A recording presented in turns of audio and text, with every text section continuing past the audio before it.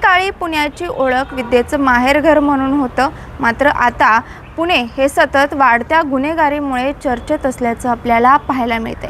अशातच पुणे महानगरपालिकेत नगरसेवक आणि कार्यकर्ते पिस्तूल बाळगत असल्याची माहिती जी आहे ती सध्या समोर आलेली आहे। पुणे महापालिकेत येणाऱ्या लोकप्रतिनिधी, कार्यकर्ते आणि नागरिकांकडे परवानाधारक पिस्तूल बाळगण्याचं प्रमाण सध्या वाढल्याचं चित्र समोर आलेलं आहे। याच्यामुळेच पुणे महापालिकेतील सुरक्षेचा प्रश्न जो आहे तो सध्या गंभीर बनत चाललेला आहे। तसंच जे नगरसेवक असतील, इतर नगरसेवक असतील, लोकप्रतिनिधी असतील, महापौर, उपमहापौर यांच्या सुरक्षेचा मुद्दा जो आहे तो सध्या ऐरणीवर आल्याचं आपल्याला पाहायला मिळते। या सगळ्या पार्श्वभूमीवरती प्रशासनाने आता कडक कारवाईचा सध्या इशारा दिलेला आहे।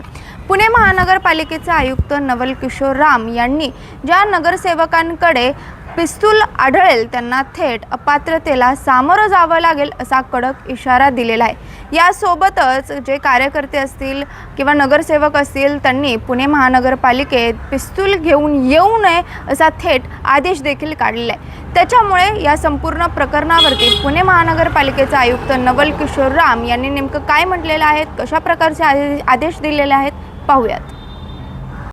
मी आपण काळजी घेत असतो। शेवटी कसं आहे की महापालिका कार्यालय फार मोठा आहे।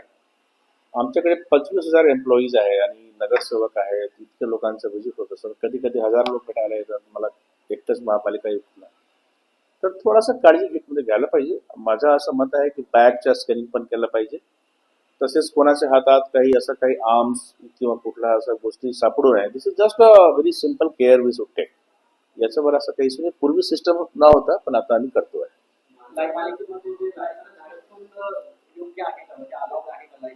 अजिबात नाही, लायसन्स धारक लोकांना सुद्धा आर्म्स घेऊन कुठल्याही कार्यालयामध्ये आतमध्ये जाणे अलाउड नाही, तर त्यांच्यावर अपात्र करण्याची कारवाई करण्यात येईल। जर मला असं सापडलं की कोणी नगरसेवक सुद्धा जर गन घेऊन आला तर मी त्यांच्या विरोधात कारवाई करण्याचे प्रस्ताव देऊ शकतो शासनाला। आता मी कोणाला पाहिलं नाही, कोणी दिसलं तर मी सांगतो तुम्हाला। ठीक आहे।